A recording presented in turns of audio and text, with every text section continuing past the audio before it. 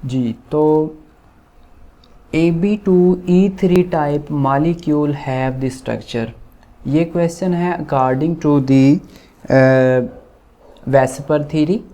इसमें हमने सीखा था, आपको सिखाए थे सारे के सारे कि आप उनको रट्टा लगा लें कि जब 1 होगा Ab2E1 टाइप के होंगे तो फिर बेंट स्ट्रक्चर होगा, Ab3E1 होगा तो ट्राइगोनल होगा, Ab2E2 हो तो बेंट होगा, Ab4E1 हो तो सीसा होगा, Ab3E2 हो तो टी शेप होगा।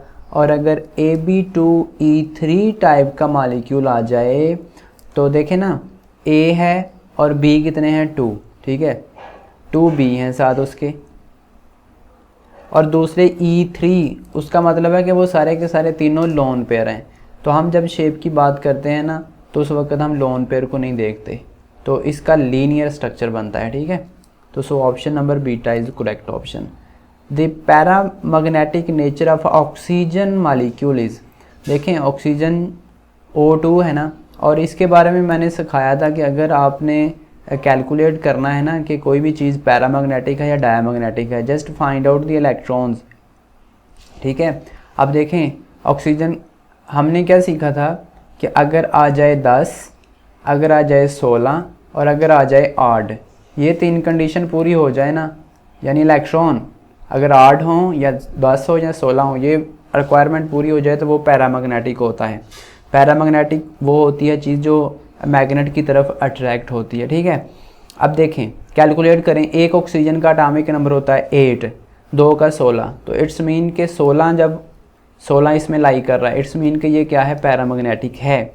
लेकिन अगर 2 इलेक्ट्रॉन हम निकाल दें इसमें से तो फिर क्या हो जाता है, O2 2 प्लस के साथ भी क्या हो जाता है, डायमैग्नेटिक होता है, O2 2 नेगेटिव के साथ भी क्या होता है, डायमैग्नेटिक होता है, ठीक है। Bonding electrons are less than anti bonding electrons, C वाला जो ऑप्शन है ये वाला है। Bonding electrons are equal to anti bonding electrons, it contains unpaired electrons. तो नंबर ऑफ अनपेयर्ड इलेक्ट्रॉन्स जो होती है ना वो मेन रिक्वायरमेंट होती है फॉर पैरामैग्नेटिक, ठीक है। The number of peaks in the mass spectrometer, mass spectrometer का आपको पता है कि 2 एडवांटेज होते हैं उसके, हम exact molecular mass find out करते हैं उससे, हम उससे नंबर ऑफ आइसोटोप्स का पता चलाते हैं। तो जो ग्राफ होता है ना, ग्राफ जो होता है, तो ये जो उसमें हाइट होती है ना पीक्स की, वो रिलेटिव अबंडेंस को शो कर रही होती है, और नंबर ऑफ पीक्स जितनी होती हैं उस ग्राफ में वो सारी की सारी रिप्रेजेंट कर रही होती हैं कि नंबर ऑफ आइसोटोप्स किसी चीज़ के कितने हैं। So beta option is correct option, number of isotopes present in the sample. Critical temperature of gas depend upon, critical temperature के बारे में हमने पढ़ रखा है कि ये डायरेक्टली प्रोपोर्शनल होता है साइज़ के, डायरेक्टली प्रोपोर्शनल होता है इंटरमॉलिक्यूलर फोर्सेस के, और डायरेक्टली प्रोपोर्शनल होता है शेप ऑफ द मॉलिक्यूल के, ठीक है। ये सारी की सारी चीज़ें हमने पढ़ी थी। सो option number delta is correct option. तो नेक्स्ट है, at constant temperature the pressure of an ideal gas is doubled, the density become. देखिए डेंसिटी का जो रिलेशन है ना, डेंसिटी का रिलेशन होता है हमारे पास from ideal gas equation D is equal to MP/RT। तो यहाँ पे प्रेशर अगर हम डबल कर रहे हैं तो जाहिर सी बात है डेंसिटी भी डबल हो जाएगी, ठीक है। So density become double, so Charlie option is correct option. 6 है, absolute zero is equal to, absolute zero is equal to ये भी हमने पढ़ रखा है कि ये होता है -459 फ़ारेनहाइट के इक्वल, ठीक है। ये एक कंप्लीट वैल्यू होती है। Absolute zero is equal to अगर डिग्री में हो तो -273.515 डिग्री, ये इक्वल होता है -459 फ़ारेनहाइट के, और ये सारी की सारी वैल्यूज़ इक्वल होती हैं ज़ीरो के, जिसको हम एब्सोल्यूट ज़ीरो का नाम देते हैं। नेक्स्ट है, the solid particle possess only, जो सॉलिड पार्टिकल होते हैं ना वो सब सारे के सारे सिर्फ और सिर्फ वाइब्रेशनल मोशन शो करते हैं, सिर्फ वाइब्रेशनल काइनेटिक एनर्जी शो करते हैं, क्योंकि पार्टिकल सॉलिड में एक दूसरे के बिल्कुल टाइटली पैक्ड होते हैं ना, तो वाइब्रेशंस के थ्रू जो है ना एनर्जी ट्रांसफ़र होती है। Buckyball is an allotropic form of, buckyball carbon की एलोट्रोपिक फॉर्म है जिसमें 60 के करीब जो है ना कार्बन एटम्स होते हैं। नेक्स्ट है जी हमारे पास question number 9, which of the following forces is stronger. तो याद रखिएगा कि एक ऑर्डर आप लिख लें, आपसे इस किस्म का क्वेश्चन पूछा जाए तो आप इजीली आंसर दे सकेंगे। सबसे स्ट्रॉन्ग बॉन्ड जो होता है वो आयनिक होता है, ठीक है, सबसे स्ट्रॉन्ग आयनिक होता है। उसके बाद कोवलेंट बॉन्ड की बारी आती है, कोवलेंट बॉन्ड उसके बाद आता है। उसके बाद जो बॉन्ड होता है वो हाइड्रोजन बॉन्ड सबसे ज़्यादा स्ट्रॉन्ग होता है। उसके बाद जो होती है डाइपोल डाइपोल जो फोर्सेस होती हैं वो स्ट्रॉन्ग होती हैं। उसके बाद आती हैं dipole induce dipole forces, dipole induce dipole forces. उसके बाद जो आती हैं वो आती हैं लास्ट पे वांडर वाल फोर्सेस, या जिसको हम बोलते हैं लंदन डिस्पर्शन फोर्सेस, ठीक है। तो इस आर्डर को अगर आप याद रखेंगे तो इस किस्म का क्वेश्चन कभी भी आप नहीं भूलेंगे कि कौन सी फोर्स ज़्यादा स्ट्रॉन्ग होती है। तो इस ऑप्शन में देख लें डाइपोल डाइपोल है, लंदन डिस्पर्शन है, डिबे फोर्सेस है और हाइड्रोजन बॉन्डिंग है। So alpha option is correct option, क्योंकि हाइड्रोजन बॉन्डिंग इन सभी से स्ट्रॉन्ग होती है। Who discover the cathode rays can cast shadow, इसको स्टडी किया था हिटटॉर्फ ने, ठीक है, कि कैथोड रेज जो होती हैं वो उसके सामने कोई ओपेक ऑब्जेक्ट रखा जाए तो वो उसका साया बना देती है। The maximum number of electrons in subshell with L is equal to 3, L क्या है, ये एजीम्यूथल क्वांटम नंबर होता है, ठीक है। जब L इज इक्वल टू 3 हो तो कहता है कि क्या वैल्यू होगी इलेक्ट्रॉन की, तो इसके लिए हमने फार्मूला पढ़ा था 2 × 2L + 1, ठीक है, किसी शेल में इलेक्ट्रॉन फाइंड आउट करने के लिए 2 × 2 × 3 + 1, तो क्या आएगा ऑप्शन 2 × 2 3 बार 6 + 1 7, तो कैलकुलेट करने से 14 आ जाएगा। So option number beta is correct option. When electron de excited back into 1 orbit 1 then series obtain is, देखें जब हमारे पास इन्फिनिटी से 1 में आता है ना तो उस वक्त जो होती है वो लेमैन सीरीज़ होती है। जब 1 से आता है 2 दूसरे ऑर्बिट में तो उस वक्त जो होती हैं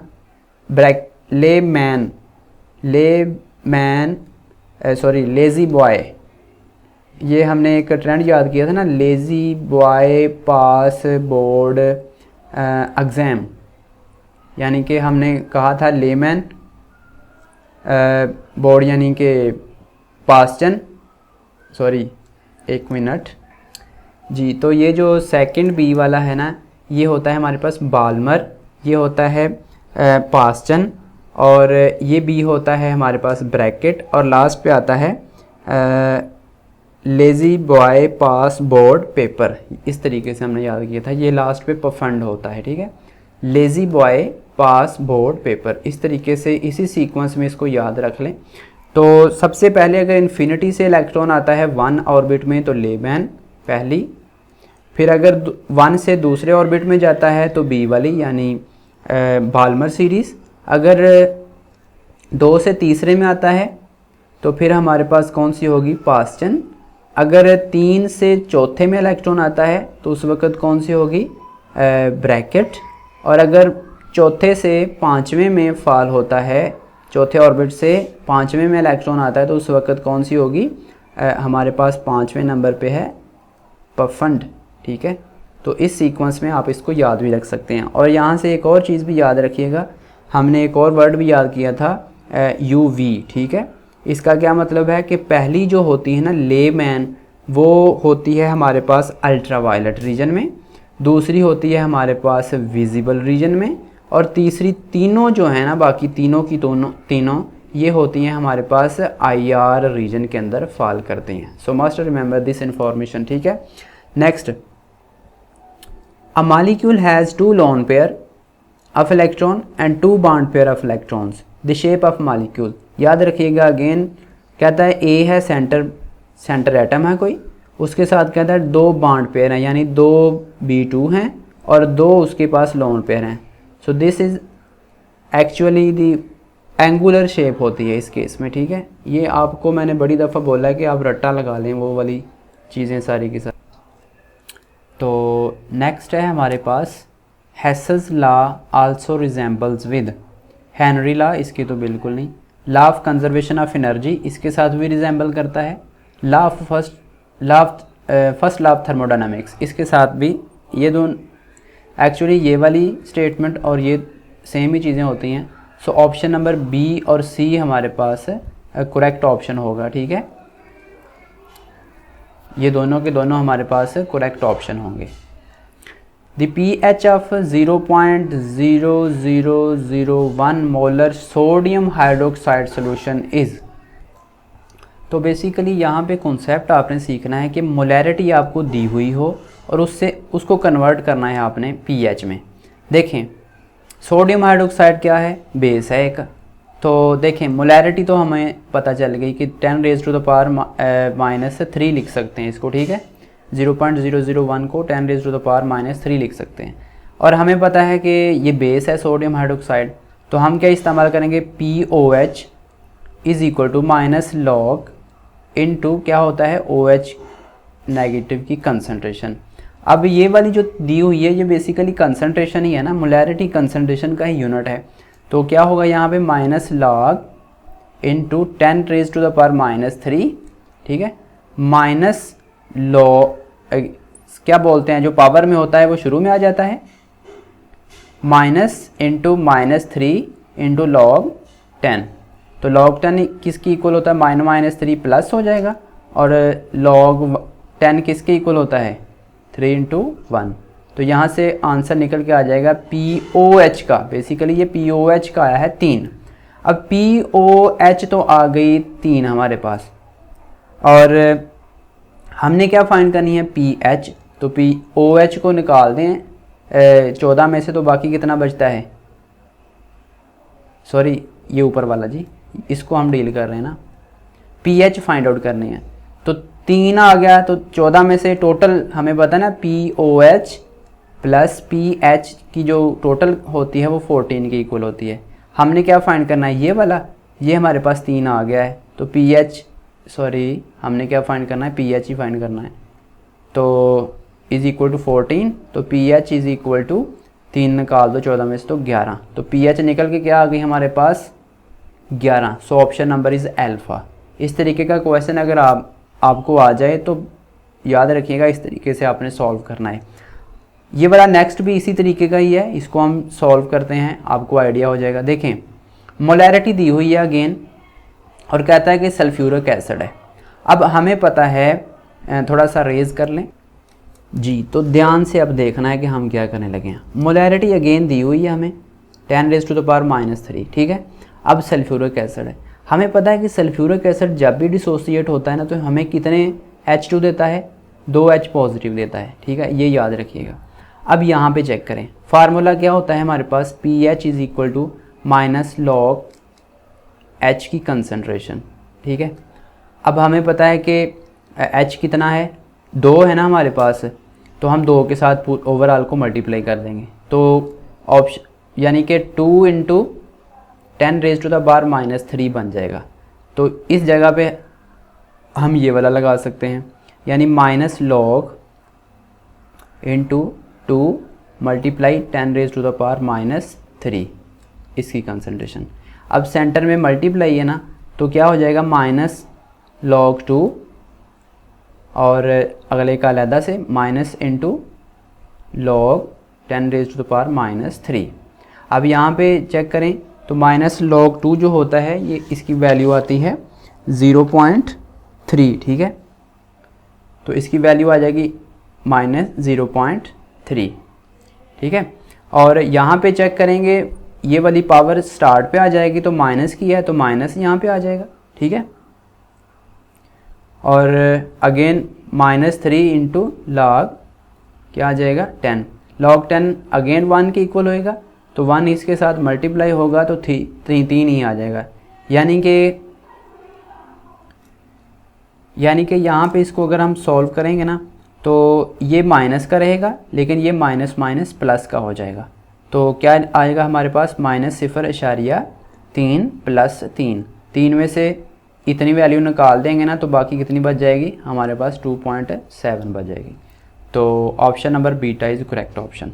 सो इस तरीके से मोलैरिटी के कॉन्सेप्ट में आपने कंफ्यूज नहीं होना, ठीक है। सम टाइम हमसे पूछता है कि इसकी मोलैरिटी ज़्यादा होगी, आप मोलैरिटी फाइंड आउट करें, तो इस तरीके से आप पीएच फाइंड करें, पीओएच फाइंड आउट करें, तो डोंट बी कंफ्यूज्ड अगेन, ठीक है।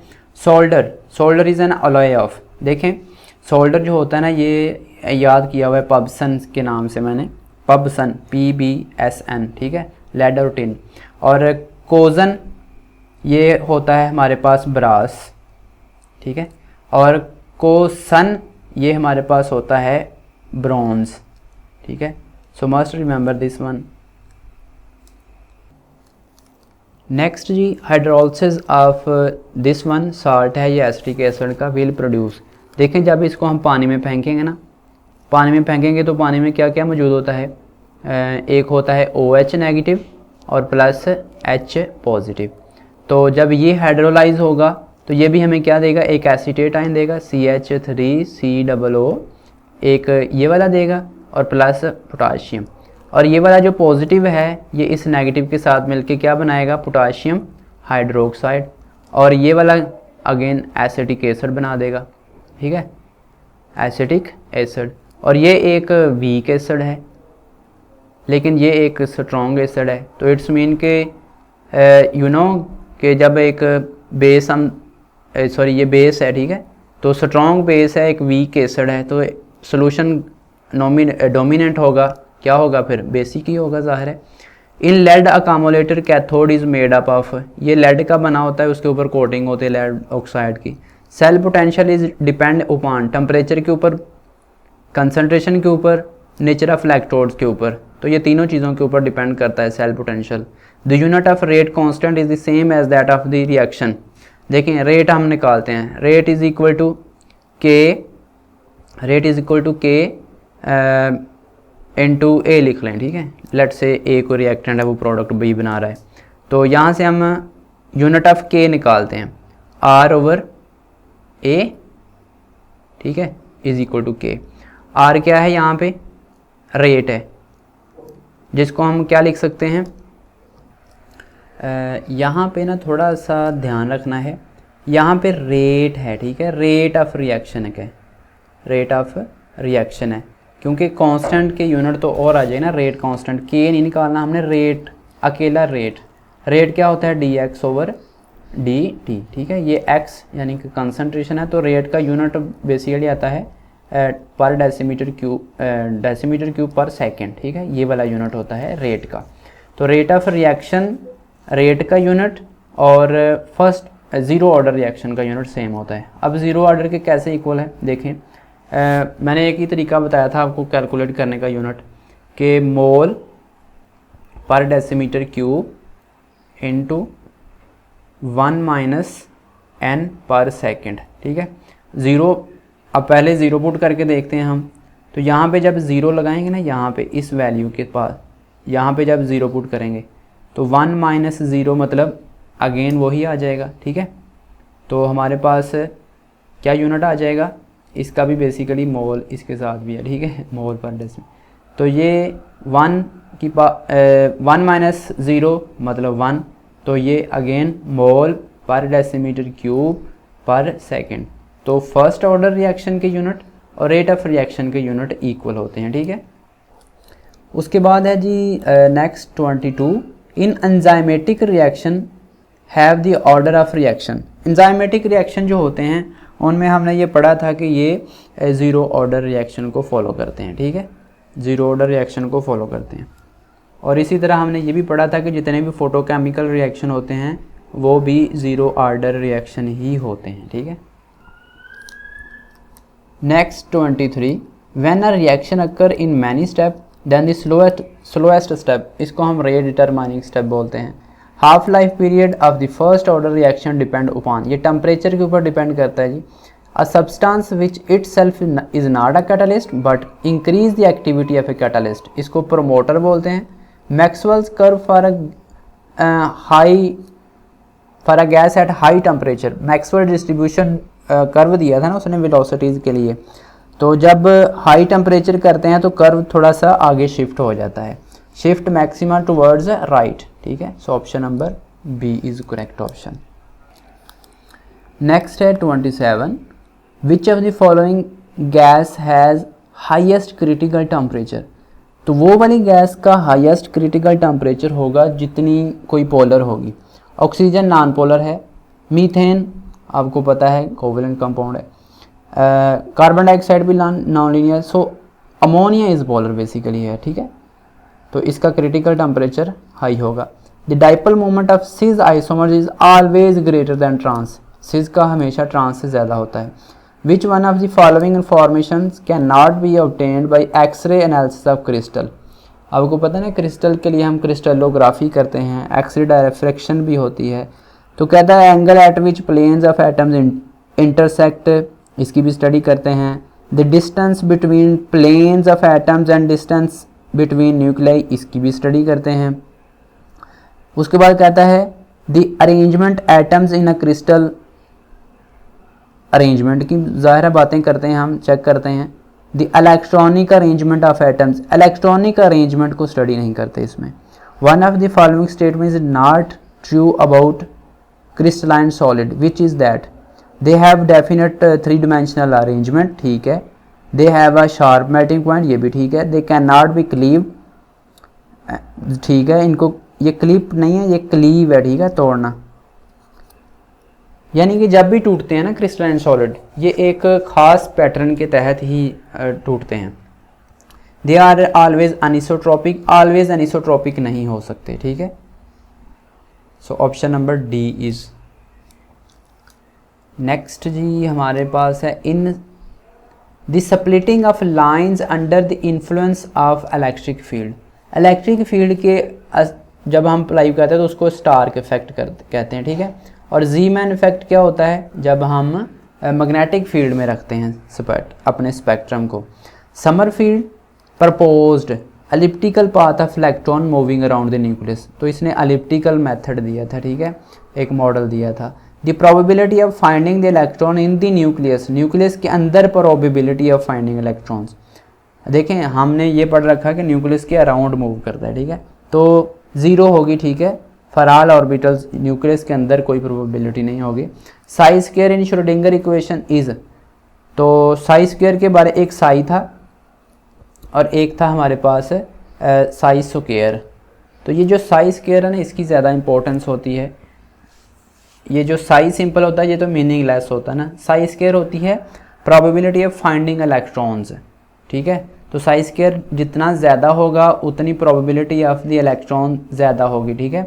The proportional to the electronic density, ठीक है, इन्वर्सली तो नहीं होता, डायरेक्टली प्रोपोर्शनल होता है किसके, इलेक्ट्रॉन डेंसिटी के।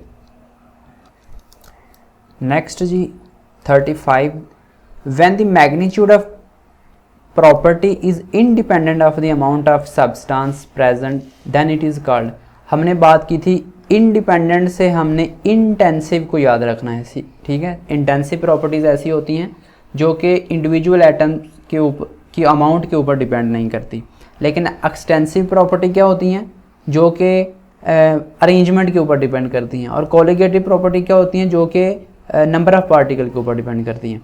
Next, the temperature below which a gas become cooler on expansion is called, देखें इसको हम इन्वर्जन टेम्परेचर बोलते हैं। इन्वर्जन टेम्परेचर होता है कि जब हम गैस की सडन एक्सपेंशन करें ना तो ड्यूरिंग एक्सपेंशन वो अपना बिहेवियर चेंज कर लेती है, उसको हम उस टेम्परेचर को हम इन्वर्जन टेम्परेचर बोलते हैं। The overall energy change during a Carnot cycle, cyclic process में एनर्जी हमेशा ज़ीरो ही होती है। At the boiling point of a liquid there is an increase in, boiling point यानी बॉयल करेंगे किसी वाटर को तो उसकी एंट्रोपी इंक्रीज होगी। According to Lindemann's method, link नहीं है, Lindemann method mechanism, Lindemann's mechanism the rate of reaction is first order at high temperature के ऊपर फर्स्ट ऑर्डर होता है। नेक्स्ट है azeotropic solutions are at 1 atmospheric pressure can be separated into its components by steam. Azeotropic mixture आपको पता ना कौन से होते हैं, जो कि कांस्टेंट टेम्परेचर के ऊपर बॉयल करते हैं, यानी कि कांस्टेंट बॉयलिंग मिक्सचर होता है। तो इनको हम स्टीम डिस्टिलेशन के थ्रू भी नहीं कर सकते। Can not be separated into pure component by fractional distillation, ये भी काम नहीं कर सकते हम। Can be separated into its component by a single distillation, इसके थ्रू भी नहीं कर सकते। Can be separated into pure component by fractional distillation, यानी कि option number C option correct होगा, ये वाली जो स्टेटमेंट है, can not be separated out. Next है liquid is found to scatter a beam of light but leaves no residue when pass through filter paper, the liquid can be describe as. देखें एक कहता है कि liquid है, उसने light को तो स्कैटर किया है, लेकिन जब हम फिल्टर पेपर से गुजारते हैं तो कुछ भी नज़र नहीं आता, हमें रेजिड्यू नहीं कुछ भी आता। तो ये जो होते हैं ये सोल्यूशन कोलाइडल सोल्यूशन होते हैं, ठीक है।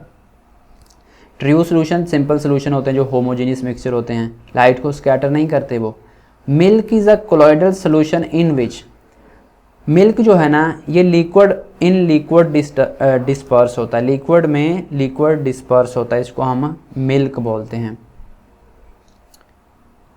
नेक्स्ट है मिसाइल, यानी मिसाल भी बोल लें इसको, जिसको जाग बोलते हैं, is a term implied for the aggregate form in a solution, यानी कि लो एग्रीगेट हो ना, स्मॉल एग्रीगेट या स्मॉल कंसंट्रेशन, तो उस वक्त कुछ नहीं होता, लेकिन उसी इलेक्ट्रोलाइट की थोड़ी सी कंसंट्रेशन हम बढ़ा देना तो वो मिसाल बनाते हैं, जाग बनाते हैं, ठीक है। तो ये होते हैं कोलॉइडल इलेक्ट्रोलाइट्स होते हैं, मिसाल जो होते हैं at higher concentration. Emulsifier is a substance which stabilize the emulsion, यहाँ पे स्टेबलाइज द इमल्जन आना है, ठीक है, यहाँ भी इमल्जन होगा, ठीक है। तो इमल्सीफायर क्या होते हैं, जो स्टेबलाइज करते हैं इमल्जन को। Faraday's law of electrolysis are related to the, देखें ये जब हम इक्विवेलेंट वेट लेते हैं ना, equivalent weight of the electrolyte, उस वक्त इनको डील करते हैं। फर्स्ट लॉ कहता है कि जितना किसी चीज़ का मास डिपॉजिट होगा ना इलेक्ट्रोड के ऊपर, उसमें से उतना ही ज़्यादा करंट बहेगा। और दूसरा ये कहता है कि अगर हमारे पास दो किस्म के सोल्यूशन है ना, इलेक्ट्रोलाइट हैं, और उनमें सेम इक्विवेलेंट, उनके सेम इक्विवेलेंट यानी कि वेट हैं, और वो डायरेक्टली रिलेट होंगे अपने मोलर मास के, ठीक है। आई थिंक सो कि मैं सेकंड ऑर्डर की जो सेकंड डेफिनेशन है फैराडे की मैं मिसकन्फ्यूज़ हो रहा हूँ वहाँ पे, तो आप देख लीजिएगा। The electrode potential measures, electrode potential क्या बताता है हमें, difference in the ionization potential, बिल्कुल भी नहीं। The tendency of the cell reaction to occur, ये भी नहीं। करंट कैरिड एन इलेक्ट्रोड, ये भी नहीं। The tendency of the electrode to gain और लूज, गेन और लूजिंग को बताता है, ठीक है। So option number delta is correct option. Which of the following is true about physical adsorption, involves van der Waals forces होती हैं फिजिकल में, रिवर्सिबल हो सकती है। It usually occur at low temperature, low temperature के ऊपर ही होती है। सो ऑप्शन नंबर आल जो होंगे ना ये करेक्ट ऑप्शन होंगे, ठीक है। यानी फिजिकल एडजॉर्प्शन हमेशा लो टेम्परेचर पे होती है, वांडरवाल फोर्सेस इसमें होती हैं, रिवर्सिबल भी होती है। इसके बरक्स जो केमिकल होती है ना वो स्पेसिफिक इन नेचर भी होती है, फिर वो इरिवर्सिबल होती है, फिर उसके अलावा वो हाई टेम्परेचर उसको फेवर करता है क्योंकि उसमें दूसरी फोर्सेस होती हैं। Urea is converted to ammonia and carbon dioxide in the presence of, urease की प्रेजेंस में इसको कन्वर्ट करते हैं। Which of the following adsorption take place at low temperature, तो याद रखिएगा फिजिकल एडजॉर्प्शन जो होती है लो टेम्परेचर के ऊपर होती है। The phenomenon in which adsorption and absorption take place at the same time, इसको बोलते हैं सॉर्प्शन, ठीक है।